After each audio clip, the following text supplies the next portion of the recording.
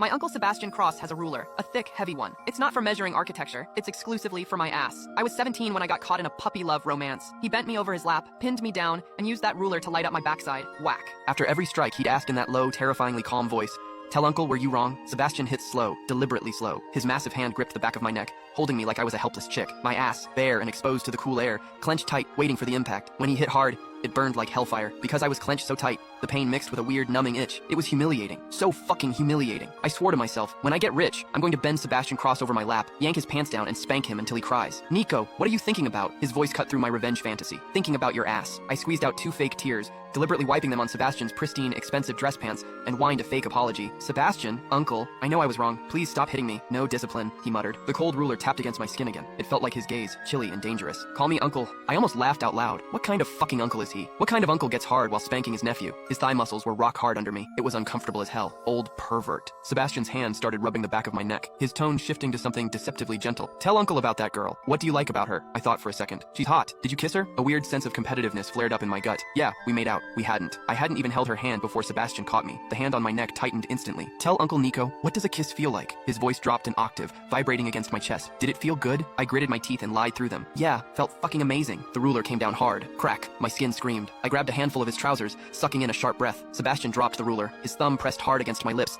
rubbing them with possessive force, almost bruising them. I didn't dare move. I just played the victim. "Uncle, stop. You're gonna rip my mouth open." He didn't stop. His tone was flat, brooking no refusal. "Listen to your uncle. Break up with that girl. Don't waste her time." Before I could talk back, Alfred, the old butler, knocked on the door. "Sir, Mr. Chase is here." I took the chance to yank my pants up, jumped off Sebastian's lap, and bolted for the door. "I'm going to bed." At the doorway, I glanced back. The ruler was resting across his knees. Sebastian was looking down at his right hand, the one that had been rubbing my lips. Slowly, he lifted it to his mouth. Fuck. I knew this old pervert had dirty thoughts. Thank God I'm not actually his blood nephew. The fact that I'm not his biological nephew isn't a secret. Sebastian never hid it. The sister he talks about, my mom, who died young, had no blood relation to him. I don't know much about the messy history of the older generation. Sebastian never talks about it. But Chase, Sebastian's friend and rival, loves to remind me. "I can't believe you're her son," Chase would say. "Except for the face, you're nothing like her." Chase is the youngest son of the prestigious Liu Media family. He's a hotshot celebrity, handsome, rich, and has a resting bitch face, especially when he looks at me. I get it though. Chase is openly gay, and his dream man is Sebastian Cross. But Sebastian is cold to everyone except me. Basically, Chase is jealous as hell. When I rushed down the stairs while trying to buckle my belt, I ran straight into him at the landing. Chase crossed his arms, looking me up and down with those judgmental eyes,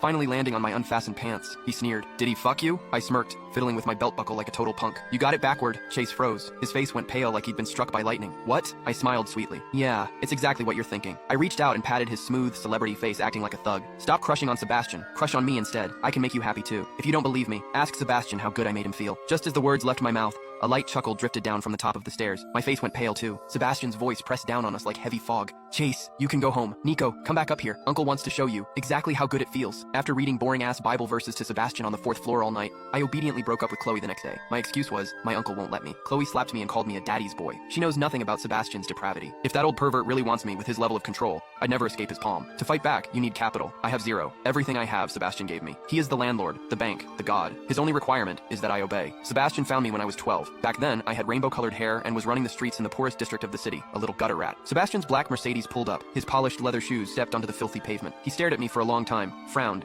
and asked his assistant, "Are you sure this is him?" The assistant checked the file and nodded seriously. Sebastian, being a man of the world, took 3 seconds to accept that this trashy kid was his nephew. He extended a hand. "Hello, I am Sebastian Cross, your uncle." His hand was large with distinct knuckles, powerful, but pale and clean. I grinned, grabbed his hand with my dirty paw fresh from digging in a dumpster and said, "Hello, I'm Nico, your long-lost daddy." Sebastian didn't get mad. He laughed. I paid a heavy price for that daddy joke. Sebastian held me down while they shaved my head and lasered off my tattoos. My resistance was futile, so I cursed his ancestors for 18 generations. Sebastian doesn't argue. He acts. He threw me into a boxing ring and said, "Come on, play around with Uncle." I got beaten black and blue. I screamed that he was abusing a child and that I'd call the cops. Sebastian took off his gloves, squatted in front of me, and gently wiped the tears blood from my face. "Why are you crying? Uncle is just playing with you." I choked. A curse word was on the tip of my tongue. Then Sebastian whispered, "Besides, if Uncle wanted to abuse you, I would have cut out your tongue first, just so you couldn't talk shut." I swallowed the curse word. I rubbed my face against his hand like a stray dog, realizing survival meant submission. "Uncle, I was wrong." Sebastian smiled faintly, rubbing my head. His technique was exactly like petting a dog. Good boy. Honestly, I'm terrified of Sebastian. When I was 14, I walked in on him in the 4th floor prayer room. He was beating a man. He stomped on the guy's leg and shattered the bone. After he was done, he leaned back in his chair and waved at me. "Come read some verses for Uncle." That's why I say he's a pervert. He just snapped a man's bone, and the next second he wants to hear poetry. I couldn't focus. All I could hear was that crack sound of the leg breaking, so I kept stuttering. Sebastian sighed, pulled me into his lap, and patted my back soothingly. "Don't be scared. You aren't like them. You are Uncle's nephew. As long as you listen, Uncle will always spoil you. So, Sebastian's love comes with conditions. I have to be his nephew and I have to obey. Otherwise, he'll snap my legs too. So, I was willing to be Sebastian's nephew forever, as long as he stayed rich. That was my plan, right up until I opened the door after school.